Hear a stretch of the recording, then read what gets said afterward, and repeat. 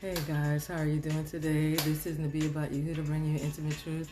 It's the truth that you embrace that makes you free. I know it's been a couple of days, but I am still your mind hack coach, right? Good to see you on here, especially to my replay viewers. So glad that you were here. Listen, I want to talk to you about something. I think that this is an area that really doesn't come up a lot. You see it, but you may not be able to put a name to it. And so I want to give you a term. You might want to write this down. You might want to do some research. And you might want to check out the people that are around you. Now watch this. So have you ever dated someone? I'm giving you an example. Have you ever dated someone and they couldn't commit? The mysteries, all these mysteries going on. Hey Priscilla, how are you doing? Hey, what's going on, ma'am? So I'm glad you're here. I know you're working, don't know how long you're going to stay, but I'm giving an example. Has this ever happened to you? Do you know somebody, you're involved in this relationship, maybe it's been 6 months, maybe it's been 3 years, but for some way, hey, shalom. But somehow they were not able to commit.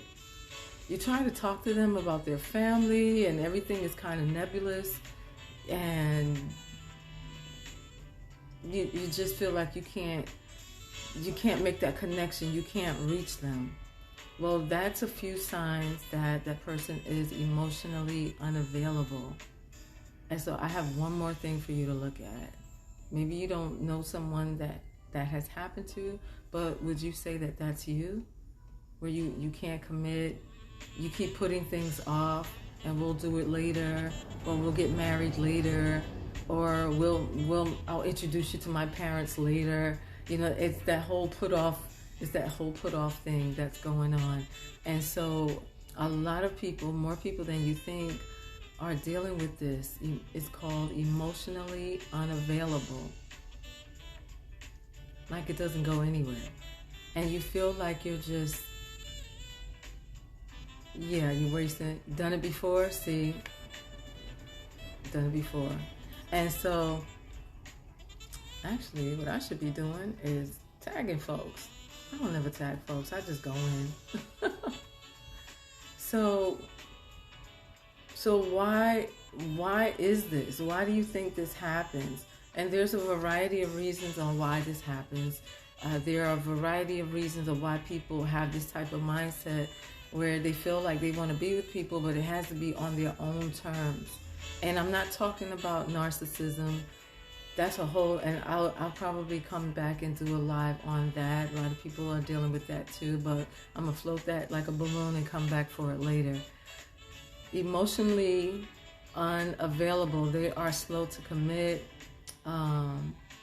They would prefer, every time you want to do something that's emotionally close, all they want to do is physically get close. These are just some signs, right? And so where do you go from there? What do you do? And if that's you, what can you do about it? I mean, I would tell people initially you might want to seek counseling, get some therapy, take a look at that. I mean, I'm a mind hack coach. I'm sure that I could walk you through that. I can lead you out of that, but you gotta first realize that this is you. A lot of people I know, if they suspect or they have a lot of people telling them the same thing over and over, there's something in them that wants to deny it, but then there may be another part of you that will just go ask Mr. Google. Straight, I'm just being honest. Sometimes you just have to go ask Mr. Google. Let me see, if I'm behaving like this, what could it possibly be? And so you want to make sure that you're doing what you can to experience that wholeness, because the authentic you is on the inside of you waiting to break out. Now, we have been in the world our entire lives, and there has been a way that we have done things. But I want to submit to you for your approval and your perusal, that you would begin to look at your life. Look at the choices that you have made in the past. What has the outcomes been? And if you keep seeing that same pattern, because that's how we know and identify things, by pattern, if it keeps going in that way, at some point you have to say, who is the common denominator? Because we have this thing where we blame other people, and we're like, well, what had happened was, and it's always somebody else's fault. Well, it was the way I was raised. But I want to again submit to you, you are in charge of your own destiny. The authentic you is never going to come out if you never begin to face truth, if you never begin to face the hard things and have the hard conversations where you don't hold yourself accountable. Listen, I've made a boatload, and probably 2 boatloads of mistakes, but I know for me, I had to start dealing with Nabia. I mean, I've been married, and I could have said you, and I was right too. It was him. However, but I chose him. So people are who they are. But if your picker is all wrong, because you can choose somebody that's emotionally unavailable, but that was where they were. That's not your fault. But if you choose to go and walk with them, then who is responsible? And so we are responsible. You can't pick your family, unfortunately. However, you can pick your friends. You can pick your associates. You can take your associates and move them closer, if you so desire.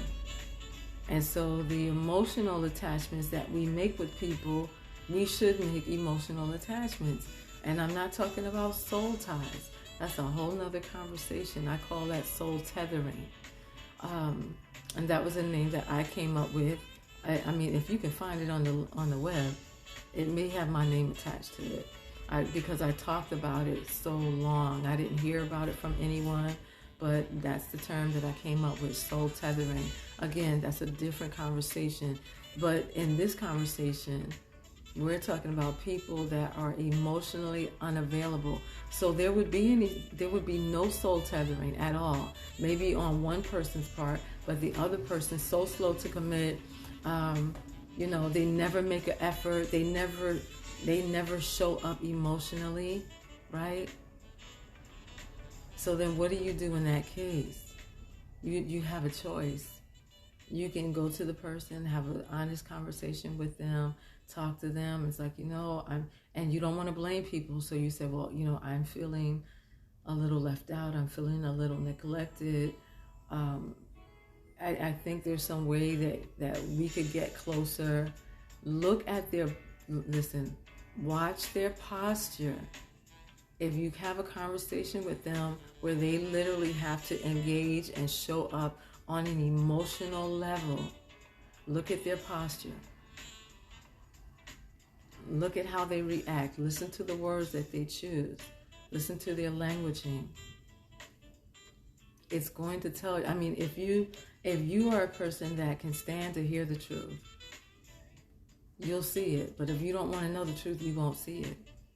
But I guarantee you, if you tell one of your friends this is what happened, and then he said this and he did, they're going to be like, girl. Because they'll be able to see it because they're not in the midst of it. Does that make sense?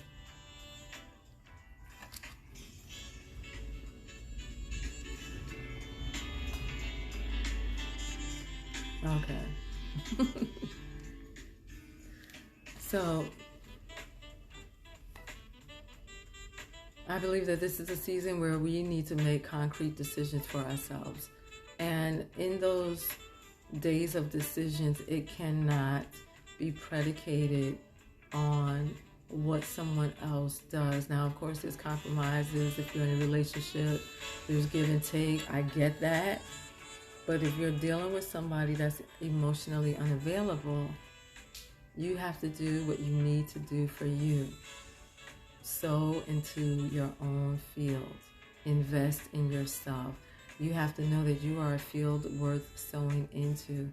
And so when you're looking at the people in your circle that you want to be close, but yet they're not wanting to be, they don't want that same closeness.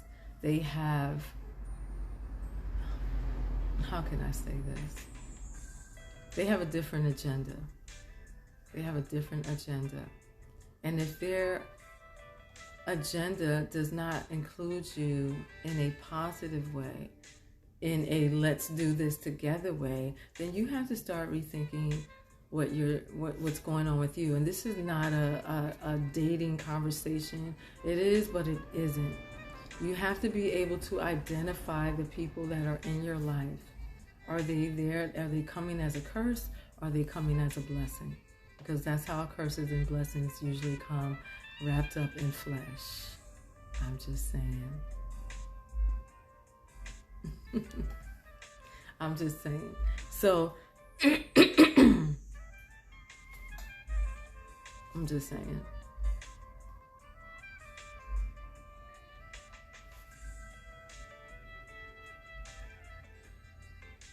Yeah, I'm giving you a minute to think about it. And so you want to start looking at behaviors. Look at your own behavior. Listen, I've been alive my whole life. There's some things I know about me. But then, you know what? There has been some other things that I have not known about me. And so we're a community. We're working together. So I count on those that are close to me to say, hey, Navia, you know what? When you said that, that was kind of like... And so in my maturity, then instead of me saying, well, I don't receive that, because that's what we like to do, then you have to think about it. Like, really? Am I really like that? Listen, let 2 or 3 witnesses establish that which is true. So if you have more than one person telling you something, you might want to take a look at it. And it doesn't make you a bad person. It just means, you know what? That's a place where I know, you know what? I need to grow up in that area. I need to look at that. That's maturity all day. All right, so I just want to make this really quick, come in and just give you some... I have a friend, she always saying, you just got in a beard. That's never a good thing when you get in a beard. All right, smile and give your face a break. It's okay. All right, guys, so I'm going to go. I want to leave you with that. Are you emotionally unavailable? Is he emotionally unavailable? Check yourself. All right, guys, I'm going to go. I am Nabia About You, here to bring you intimate truth. It's the truth that you embrace that makes you free. And remember, your story is my story. Shalom, shalom. See you later.